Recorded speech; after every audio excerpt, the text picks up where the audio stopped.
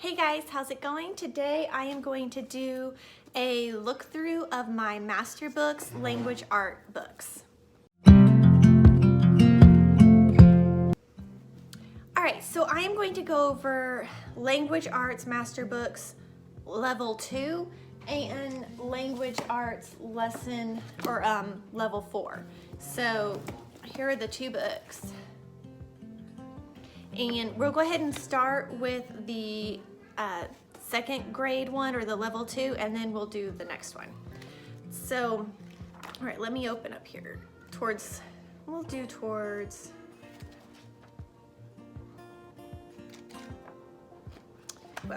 one. All right, so this is lesson 25, which is around day 120 of school. And it just starts out with a story. And then each day, you know, just has a different activity. There's day 1, and there's day 2, day 3, and 4. Or that's still 2 and 3, I'm sorry. And then here's 3. Now we're to 4. And she did not do this part of it. This is a common thing they do in the week. They have you draw a picture of your story, and then you draw or write the story on the other side.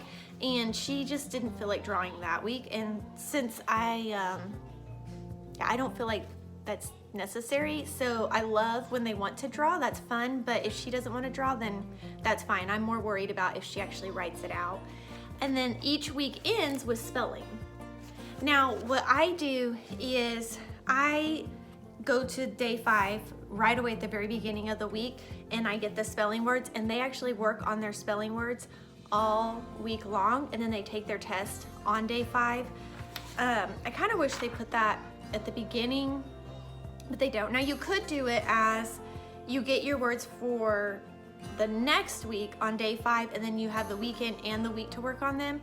And I tried that, but it just didn't flow as well for us, so we do it the other way.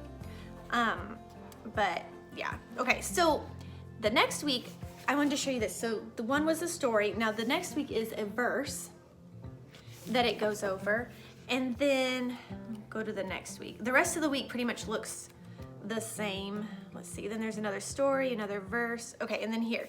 And then about maybe every 3 to 4 lessons, they do an art. And they do a piece of art, and you talk about it. And I really like that because it's a way to get art in there, a story in there. It gets just kind of everything all in one book, and I really appreciate that. So, and then these books are pretty simple, like not necessarily like easy, but they're just in a simple form, and they don't really take that long to accomplish one day's worth of work.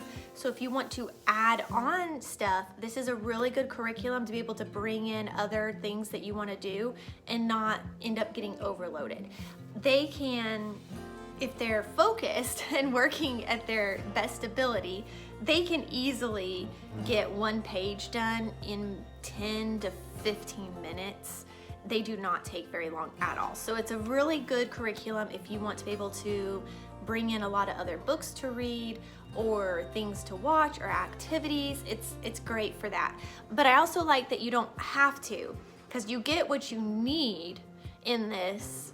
So if you don't bring in a bunch of extra, it's not that you're going to necessarily not learn anything. It's just, it gives you a lot of options. I really like that. All right. And then, yeah, like I said, each week just kind of is the same. Now, in the back of the book is, they have a list of all the spelling. And then they have the answer key is also in the very back of the book.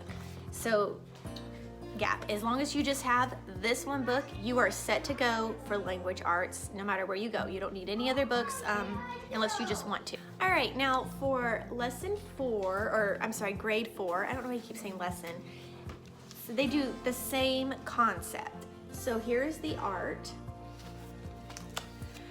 And then each week, you know, is kind of the same. So there's like day 1, day 2. Day 2, some more on, and then it goes over to day 3. Day 3, 4, or sorry, that's still 3. Here's 4, and then 5. And same thing is spelling is the day 5 in the book. Then the next one they have a story. And then similar pattern through. Let me go a little further back to one he hasn't worked so I can show you a little better. So here's this is lesson 30, and it starts with a story. And then they're working on memorizing the books of the Bible. So here's day 1. And then they still have day 1. And they've been working on this for several lessons, so that didn't just throw all of that at them at once. Then on day 2, it looks like they're working on prepositions. And they still has day 2 here. Since this is a higher grade, I've noticed they might give you a few more pages per day than they do the lower grade. So here's still on day 2. So you get 3 pages actually for this one day's work. Okay, so then it moves on to day 3. And they're working on quotation marks. Day 3 is super short and sweet. So that's a day I probably would add in some extra reading or something. Then day 4, day 4 is always this in this book. They always have this book that they read out of that comes with the curriculum. It's kind of like a Bible story book. And then it asks questions about it that they're supposed to write. They'd like you to draw a picture about it and then just talk more about the story. I really like this because they read it by themselves and then they have to answer these questions. And it's kind of like a little mini book report every single day 4 of the week. So that's Thursday for us. And it's just kind of a nice way for them to read, and then I can look over this page and kind of get if they know what they're reading.